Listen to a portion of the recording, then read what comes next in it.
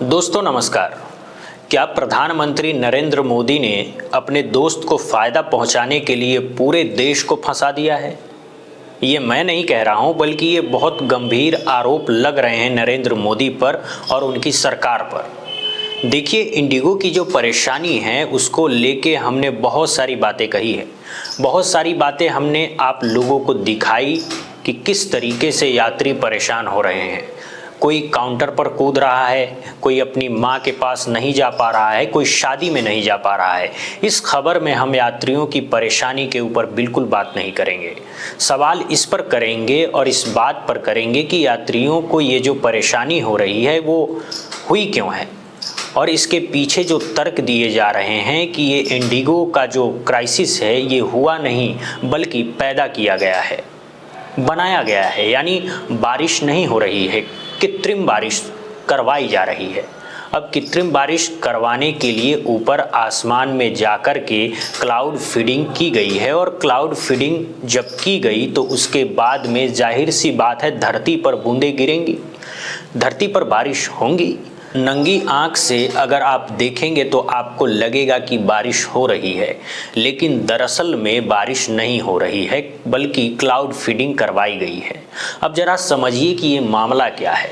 दरअसल कई नेताओं की तरफ से, कई विपक्षी पार्टियों की तरफ से ये आरोप लगाया गया है कि अभी इंडिगो जिसके पास में मैक्सिमम भारत का आप ये कहिए कि शेयर है 65% इंडिगो की हिस्सेदारी है एयरलाइंस के अंदर, एविएशन सेक्टर में। और ऐसे में इंडिगो ने जिस तरीके से अपनी हेकड़ी दिखाई है उसके पीछे अडानी है, और कई एक्सपर्ट्स ने इसको लेकर के जो कहा है बहुत आसान भाषा में, इस पूरे खेल को मैं आपके सामने रखने की कोशिश करूंगा जो एक्सपर्ट की तरफ से कहा जा रहा है। लेकिन उससे पहले जो राजनीतिक बयानबाजी है, जो आरोप प्रत्यारोप हैं, वो मैं आपको बता देता हूं। संजय सिंह आम आदमी पार्टी के नेता हैं, इन्होंने ट्वीट करके कहा कि इंडिगो की आज करीब 600 फ्लाइट कैंसिल हो गई है। दिल्ली में 225, हैदराबाद में 92 फ्लाइट कैंसिल हो गई हैं, मुंबई में 104, बेंगलुरु में 102 और पुणे में 32 रद्द हो गई है। जम्मू से आने वाली इंडिगो की 12 उड़ानें रद्द हो गई हैं। ये 5 तारीख को ट्वीट कर रहे थे, और इसमें सबसे महत्वपूर्ण बात उन्होंने सबसे आखिरी में लिखी, क्या इंडिगो पर मोदी के भाई अडानी की नज़र पड़ गई है? क्या इंडिगो बिकने वाला है? ये इन्होंने एक बहुत बड़ा सवाल खड़ा किया। इसके बाद में कांग्रेस ने ट्वीट किया। कांग्रेस ने ट्वीट करके कहा कि ये संयोग है या मोदी सरकार का प्रयोग। 27 नवंबर को खबर आई थी कि अडानी ने भारत में पायलट ट्रेनिंग की सबसे बड़ी कंपनी FSTC को खरीद लिया। 27 नवंबर को खबर आई थी, और इसके 3 दिन बाद ही भारत में फ्लाइट देरी होने और कैंसिल होने की खबरें आने लगी। चैनलों में चलने लगा कि भारत में पायलटों की गंभीर कमी है। पूरे तरह से माहौल बनाया गया कि भारत में पायलटों की भर्ती और ट्रेनिंग पर खास ध्यान देना होगा। क्या ये जानबूझकर के अडानी को फ़ायदा पहुंचाने की साजिश है? क्योंकि इससे पहले भी जब अडानी को लो क्वालिटी का कोयला महंगे दाम पर बेचना था तो देश भर में कोयले की कमी की खबरें फैला दी गई। बताया जाता है कि देश में एक दिन का कोयला ही बचा है, जिसका सीधा फायदा अडानी को हुआ। क्या नरेंद्र मोदी और अडानी इस बार यही फॉर्मूला अपना रहे हैं? देश जवाब मांग रहा है। ये कांग्रेस ने कहा कि भैया ये संयोग है या प्रयोग है कि 27 तारीख को एक खबर आती है कि सबसे बड़ी पायलट ट्रेनिंग कराने वाली कंपनी उसको अडानी ने खरीद लिया है, और उसके 3 दिन बाद में ये इंडिगो का क्राइसिस शुरू हो जाता है। तो क्या ये जिस तरह से पहले कोयले को लेकर के खबरें फैलाई गई, कहा गया कि कोयला सिर्फ 2 दिन का बचा है, बिजली नहीं आएगी, ये नहीं होगा, वो नहीं होगा, और उसके बाद में कोयला के अंदर एक बहुत बड़ी हिस्सेदारी अडानी साहब की हो जाती है। अब ये खबर देख लीजिए जो कांग्रेस ने यहाँ पर ट्वीट की 27 नवंबर 2025 की, अहमदाबाद से ये खबर जो है वो निकल कर के सामने आती है कि अडानी डिफेंस ने भारत की पायलट ट्रेनिंग कंपनी FSTC का 820 करोड़ में अधिग्रहण कर लिया और पायलट प्रशिक्षण की क्षमता बढ़ाई गई। अब जरा समझिए ये पूरा खेल है क्या। आसान भाषा में इस पूरे खेल को मैं आपके सामने रखने वाला हूं, जो आरोप प्रत्यारोप है और उसके बीच में कहानी जो है वो अटकी हुई है, क्योंकि असल जो खबर होती है वो बिटवीन द लाइन्स होती है। ऊपर की लाइन में कुछ कहा गया, नीचे की लाइन में कुछ कहा गया। असल खबर बिटवीन द लाइन्स आपको मिलेगी और बिटवीन द लाइन्स पढ़ने की बहुत ज़्यादा ज़रूरत है। देखिए, एक कंपनी है और ये कंपनी पायलट्स को ट्रेनिंग देती है और इस कंपनी का 820 करोड़ में अडानी साहब जो हैं उसकी 72% हिस्सेदारी। ये आप जागरण की भी खबर देख लीजिए। अब पायलटों को ट्रेनिंग करेंगे Gautam Adani, training company FSTC की 72% हिस्सेदारी खरीदेंगे। कितना भारी निवेश। अब देखिए, ये अडानी के लिए कोई भारी निवेश नहीं है। 872 करोड़ ये अडानी साहब के लिए कोई बहुत बड़ी रकम नहीं है। मान करके चलिए, आप इस बात को यकीन करना एक आम आदमी के लिए बहुत मुश्किल काम है। 872 करोड़ आम आदमी तो करोड़ की भी कल्पना नहीं कर पाएगा, लेकिन ये मान करके चलिए कि कोई मिडिल क्लास आदमी के लिए लाख में अगर कहीं कोई प्लॉट मिल रहा है, वो लेना जितना बड़ा काम है उतना ही बड़ा काम है अडानी के लिए 872 करोड़ खर्च करना। ये यानी आप कहेंगे कि मिडिल क्लास कोई आदमी है, नौकरी पेशा कोई आदमी है, अगर उसको उसके घर के बगल में कोई प्लॉट मिल रहा है तो 8 लाख में आसानी से ले सकता है। इसी तरह से अडानी को आप समझिए, अडानी इतने बड़े आदमी हैं कि 872 करोड़ आसानी से दे सकते हैं। अब 872 करोड़ में उन्होंने FSTC इस कंपनी को ख़रीदा। अब देखिए, दो बातें यहाँ पर हैं। दो तरीके के लाइसेंस होते हैं। एक होता है CPL commercial pilot licence, CPL, और दूसरा एक और उसका विकल्प आ गया है जिसको कहा जा रहा है MPL यानी मल्टी पायलट लाइसेंस। अब जो CPL लाइसेंस है उसकी जो शर्तें थी वो बहुत कठिन थी। उसके लिए 200-250 घंटे का कम से कम एक्सपीरियंस होना चाहिए था, तब जा कर के आप विमान उड़ा पाते थे। इस तरह की बहुत सारी शर्तें थी, लेकिन जो MPL उसकी जगह पर एक नया लाइसेंस एक आया है। अब उसमें क्या है कि उसमें आपको 60 घंटे, पहले 200-250 घंटे थे CPL में, अब उसको 60 घंटे कर दिया गया है कि 60 घंटे आपको हवाई जहाज़ उड़ाना है और उसके बाद में आपकी जो बाकी की ट्रेनिंग है वो सिमुलेटर के ऊपर हो जाएगी। यानी एक तरीके से आप ये मान करके चलिए कि 60 घंटे तो आपको हवा में हवाई जहाज़ उड़ाना है और बाकी जो आपकी ट्रेनिंग है वो ग्राउंड पर ही हो जाएगी। अब इसमें बड़ी बात यह है कि भारत के अंदर पहले से रूल्स रहे हैं, नियम रहे हैं कि जो भी कंपनी, जो भी एयरलाइंस की कंपनी है जिसके पास में 10 या 10 से ज़्यादा जहाज़ हैं, उनके लिए ये नियम है, उनके लिए ये नियम है, उनके लिए कायदे हैं कि आपको ज़्यादातर ट्रेनिंग वो भारत में ही करवानी है। लेकिन सच्चाई ये है कि भारत में वो ट्रेनिंग हो नहीं रही है, क्योंकि भारत में उस तरीके से इक्विपमेंट्स नहीं हैं, उतनी संसाधन नहीं है। इसीलिए आज की तारीख में 60% ट्रेनिंग वो भारत से बाहर होती है। अब देखिए, अब जो ये एविएशन सेक्टर है ये लगातार दिनों दिन बढ़ता चला जाएगा। ठीक है, अभी बवाल मचा हुआ है, लोग त्राहिमाम कर रहे हैं, परेशान हैं, चारों तरफ हाहाकार मचा हुआ है, लेकिन ये जो एविएशन सेक्टर है ये लगातार बढ़ता चला जाएगा। हो सकता है कि कुछ और कंपनी आए, या अगर और कंपनी ना आएंगी तो इंडिगो वही किसी न किसी तरीके से तगड़मबाजी करके और अपने रेट्स को वो इसी तरीके से रखेगा ताकि और कस्टमर आए। अब ये भी सारा जो है वो कमर्शियल फंडा है। फंडा क्या है कि आप जितनी ज़्यादा क्वांटिटी में चीज़ें बनाएंगे उतना ही कम पैसा लगता है। इंडिगो, उसके पास में सबसे ज़्यादा जहाज़ है, सबसे ज़्यादा पायलट है, क्रू मेंबर भी सबसे ज़्यादा उसी के पास में हैं। हालांकि नियम के हिसाब से नहीं है, नियम के हिसाब से तो बहुत कम है, लेकिन जितने ज़्यादा होंगे उतना ही कम खर्चा लगता है। आप मोटरसाइकिल पर कहीं जाएंगे तो महंगा पड़ेगा, अगर आप बस के अंदर जाएंगे कहीं तो सस्ता पड़ता है। यानी जितने ज़्यादा लोगों को लेकर के अगर आप जाएंगे तो उतना ही आपको आसानी पड़ेगा और आप कहीं भी किसी भी जगह पर 50 में पहुंच सकते हैं, जिस जगह पर आपको पहुंचने के लिए 500 का तेल खर्च करना पड़ता है। तो ये इंडिगो का मॉडल है। अब अडानी की जो नज़र है, अडानी की जो नज़र वो ऐसी कंपनीज पर है जो ट्रेनिंग करवाए, जो पायलटों को ट्रेनिंग दे। अडानी की नज़र इंडिगो की बजाय एक्सपर्ट्स बता रहे हैं, मैं एक्सपर्ट्स के हवाले से बता रहा हूँ, अडानी की नज़र वो इंडिगो की बजाय यहाँ है पायलट्स की ट्रेनिंग करवाने वाली कंपनियों पर है। अडानी जो 60% ट्रेनिंग आज बाहर होती है वो विदेश में होती है, उस ट्रेनिंग को यहाँ पर करवाएंगे। हो सकता है कि उसके बाद में वो भविष्य में एविएशन सेक्टर में कूद पड़े और फिर उसके बाद में इंडिगो को ख़रीद लें, या इंडिगो को ना भी ख़रीदें या अपनी एक नई कंपनी लॉन्च कर सकते हैं। मान लीजिए कि अडानी जो है कोई एक नया नाम निकालेंगे और एक नए नाम के साथ में एक नया एविएशन सेक्टर में जो है उनकी कंपनी शुरू हो जाएगी। कोई बहुत बड़ा मुश्किल काम नहीं है अडानी जैसे लोगों के लिए, बहुत छोटा सा काम है ये। तो ये जो है वो पूरा खेल है। आप देखिए इसमें सबसे बड़ी बात जो है वो ये है कि CPL कॉमर्शियल पायलट लाइसेंस उसको MPL में मल्टी पायलट लाइसेंस में, यानी जो CPL था उसके नियम सख्त थे। 200-250 घंटे की आपके पास में एक्सपीरियंस होना चाहिए, तब जा कर के आप कोई एक प्लेन उड़ा पाएंगे। और अब यहाँ पर MP में 60 घंटे हो गए।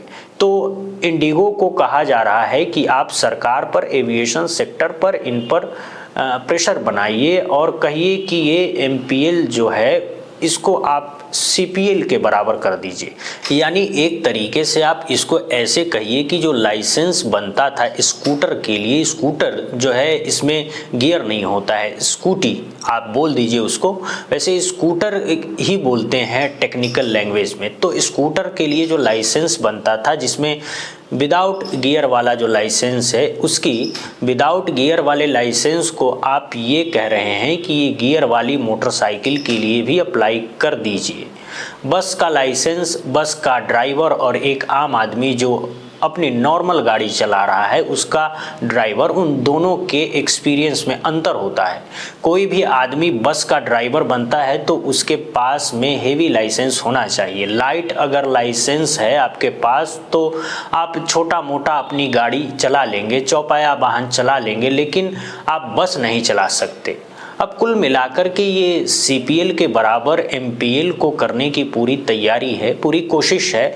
और इसके लिए अडानी खुद ना आए। अडानी को तो दुकान खुलवानी है, इसको ऐसे समझ लीजिए आप किसी अडानी को जो नई कंपनी लेकर के आए हैं उसके ज़रिए वो पायलट्स को ट्रेनिंग देंगे। और अगले 101 सालों में जिस तरीके से यहाँ पर भारत में हवाई जहाज़ की संख्या बढ़ेगी, पायलट तो चाहिए ही चाहिए। हवाई जहाज़ अपने आप में तो हवाई जहाज़ अपने आप से तो उड़ेंगे, हवाई जहाज़ अपने आप तो नहीं उड़ेंगे, तो वो पायलट को ट्रेनिंग देने का काम करेंगे। और वो पायलट्स को ट्रेनिंग दे के वो पैसा जो वसूल करेंगे वो पैसा विमान उड़ाने से कहीं ज़्यादा है और वो एक तरीके से उनका दबदबा रहेगा। यानी कोई एक आदमी है वो खुद IAS IPS नहीं बन रहा है। समझिए ज़रा इसको एक और एग्जाम्पल के ज़रिए, एक आदमी वो खुद IAS IPS नहीं बन रहा है, वो आदमी एक कोचिंग सेंटर लेना चाहता है और उस कोचिंग सेंटर के ज़रिए लोगों और बच्चों को पढ़ा करके IAS IPS बना रहा है। और वो IAS IPS बनाएगा, उसके एक इशारे पर कल को जो 1000 IAS IPS अलग अलग जगह पर अलग अलग राज्य में हैं वो एक इशारे पर छोड़ के उसके पास आ जाएंगे। समझ गए आप? अकेले वो खुद IAS IPS बनता, मान लीजिए कि वो IAS बन जाता, मान लीजिए कि वो IPS बन जाता, वो ना बन करके उसने एक ट्रेनिंग इंस्टीट्यूट बनाया। ट्रेनिंग इंस्टीट्यूट बना करके उसमें 1000 से ज़्यादा IAS निकाल दिए, IPS निकाल दिए। और अब कल को वो अपनी सरकार बनाएगा और वो अपनी सरकार जब बनाएगा, अपनी पार्टी बनाएगा, तो वो IAS IPS क्या करेंगे? चुनाव के समय उसको सपोर्ट करेंगे, वो अधिकारी उसको सपोर्ट करेंगे कि ऐसे भी कुछ भी करना है करो, वोट चोरी करनी है, चुनाव प्रचार में करना है, चुनाव प्रचार करना है, किसी को डराना है, धमकाना है, दबाना है। अब कल को जो ये पायलट्स अलग अलग जगह पर होंगे वो पायलट्स अडानी के पास में आ जाएंगे और ये जो है काम आसानी से निपट जाएगा। अब इसको एक ज़रा और समझिए एग्जाम्पल के ज़रिए, आपको बिल्कुल तस्वीर साफ हो जाएगी। जनवरी 2024 के अंदर सरकार कहती है कि हम FDTL flight duty time limitation ये लेकर के आ रहे हैं और इसमें कुछ नए नियम्स हैं जिसके तहत अब आपको फ़्लाइट्स उड़ानी पड़ेंगी। अभी तक जो पायलट हैं उनकी रेस्ट आवर जो है वो 36 घंटा है, यानी एक हफ्ता अगर आप कोई पायलट विमान उड़ाता है, जैसे मान लीजिए कि आप कोई नौकरी करते हैं तो 6 दिन 5 दिन आप नौकरी करते हैं, 1 दिन की आपकी छुट्टी होती है। अगर कोई आदमी पायलट है, विमान उड़ा रहा है, तो उसके 36 घंटे पहले रेस्ट थे, क्योंकि भैया वो रेस्ट वाला काम है, दिमाग पर जोर पड़ता है, आदमी एक्टिव होना चाहिए पूरी तरह से। ऐसा नहीं है कि नींद में उड़ा रहा है। तो पहले 36 घंटे उसके लिए तय किए गए थे कि रेस्ट करेगा, लेकिन जब प्रेशर बढ़ने लगा, फ्लाइट्स ज़्यादा होने लगी, तो फिर अंतर्राष्ट्रीय नियमों के हिसाब से, अंतर्राष्ट्रीय मानकों के हिसाब से ये तय किया गया कि 36 नहीं 48 घंटे का रेस्ट होगा। और रात की जो ड्यूटी है, रात की जो परिभाषा है, उसको भी घटा दिया गया। सुबह 6 बजे की बजाय उसको 5 बजे कर दिया गया। 1 घंटा वहाँ पर भी कम हो गया रोजाना रात को। तो कुल मिलाकर ये था कि एक प्रेशर बना दिया गया था कि भैया नए नियम आएंगे और उस हिसाब से आपको प्लेन उड़ाने हैं, उस हिसाब से आप और पायलट्स की भर्ती कीजिए। लेकिन इंडिगो ने और पायलट्स की भर्ती नहीं की, इंडिगो वो जितने पायलट्स उसके पास था उसी हिसाब से चलता रहा। और हुआ क्या? हुआ ये कि अब जो FDTL flight duty time limitation जो नए नियम लागू किए गए, तो उसके बाद में एकदम से ज़मीन खाली हो गई। यानी किसी ने कहा था कि तुम रोज़ाना लड्डू बना रहे हो, रोज़ाना खाना बना रहे हो, 4 आदमियों के लिए अपने घर में खाना बनाते हो, संडे को घर में मेहमान आएंगे और 10 लोगों का खाना तुम्हें तैयार करना है। लेकिन अब वो मेहमान आए तो 10 लोगों का खाना ही तैयार नहीं था। अब इसमें गलती किसकी है? गलती उस आदमी की है जो देख नहीं रहा था कि किचन के अंदर कोई कार्रवाई, कोई काम, कोई तैयारी हो ही नहीं रही है। किचन में तो वही 4 रोटी बन रही है, 2 आदमियों का खाना बन रहा है, बस इससे ज़्यादा तो कुछ है ही नहीं। टमाटर, साग, सब्जी वगैरह जो लेकर के आनी थी वो लाए ही नहीं। यानी जो हर महीने मॉनिटरिंग की जानी चाहिए थी कि भैया FDTL नए नियमों के हिसाब से क्या कंपनियां अपने पायलट्स को लेकर के आ रही है, क्या कंपनियां अपने पायलट्स को ट्रेनिंग दे रही है, क्या इंडिगो जो हर हफ्ते एक नया विमान लेकर के आ रहा था, क्या वो हर हफ्ते उसी तरीके से उसी तर्ज पर पायलट्स की भर्ती करा रहा है? नहीं हो रही थी। तो फिर सरकार क्यों हाथ पर हाथ रख के बैठी रही? फिर ये नए नियम लागू क्यों किए गए? फिर इसको वापस क्यों नहीं लिया गया? सरकार को क्या पता नहीं था? आज के वक्त में तो आधार कार्ड पर किस आदमी किस राज्य में कितने दिन है मतलब पता चल जाता है। एक अगर सरकार चाहे तो सर्विलेंस से ये पता कर सकती है कि पर्टिकुलर किस गांव के अंदर कितने मोबाइल फ़ोन एक्टिव हैं, ये पता कर सकती है सरकार। यानी हर चीज़ पर सरकार अगर चाहे तो बहुत बारीकी से सर्विलांस के ज़रिए पता कर सकती है। और यहाँ तो पायलट्स कितने सब कुछ डाटा वो मौजूद, और यहाँ पर तो पायलट्स के कितने सब कुछ डाटा मौजूद होता है वेबसाइट पर कि इंडिगो के पास में इतने हैं, इतने हैं, इतने हैं। 1 सेकेंड में कोई भी अनपढ़ आदमी, 6ठी क्लास का बच्चा, वो आसानी से बता सकता है कि इतने विमान इसके पास में हैं, इतने पायलट्स इसके पास में हैं। नए नियमों के हिसाब से ये कंपनी नहीं चल पाएगी। अब ये कहा जा रहा है कि अडानी है इंडिगो के पीछे। इंडिगो वो प्रेशर बना, इंडिगो को प्रेशर बना रही इंडिगो वो प्रेशर बना रही सरकार के ऊपर, और सरकार के ऊपर प्रेशर बना करके ये MPL लागू करवाने की जो बात हो रही है, दरअसल कहानी और खेल इतना आसान नहीं होता है जो हमें नंगी आंखों से दिखाई देता है। छोटी मोटी बीमारी होती है वो हमें नॉर्मल पता चल जाती है, जैसे अगर हमें बुखार हुआ है तो हमें पता चल जाता है। इधर से हम नब्ज को पकड़ेंगे, उधर हाथ लगा के देखेंगे तो शरीर में कुछ गर्मी, तापमान ज़्यादा महसूस होता है। आदमी कह देता है कि इसको बुखार है, लेकिन अगर अंदर शरीर में कुछ हो रहा है, नहीं पता चल पा रहा है, उसके लिए तो आपको एक्सरे करना पड़ेगा, उसके लिए आपको दूसरे टेस्ट करने पड़ेंगे, तब जाकर के पता चलता है कि अंदर क्या बीमारी चल रही है। बहरहाल ये आरोप लग रहे हैं, ये संयोग है या प्रयोग है? एक्सपर्ट्स जो कह रहे हैं, विपक्षी पार्टियां जो कह रही है, क्या वाकई सब कुछ यही चल रहा है? और अगर सब कुछ यही है तो इससे ज़्यादा से ज़्यादा शर्मनाक और क्या हो सकता है? पूरे देश को एक टांग पर खड़ा कर दिया गया है। किसके लिए? सोचिए ज़रूर इस बात को, शेयर कीजिए इस खबर को, और आप क्या सोचते हैं नीचे कमेंट बॉक्स में लिख करके ज़रूर बताइएगा। जय हिंद, जय भारत।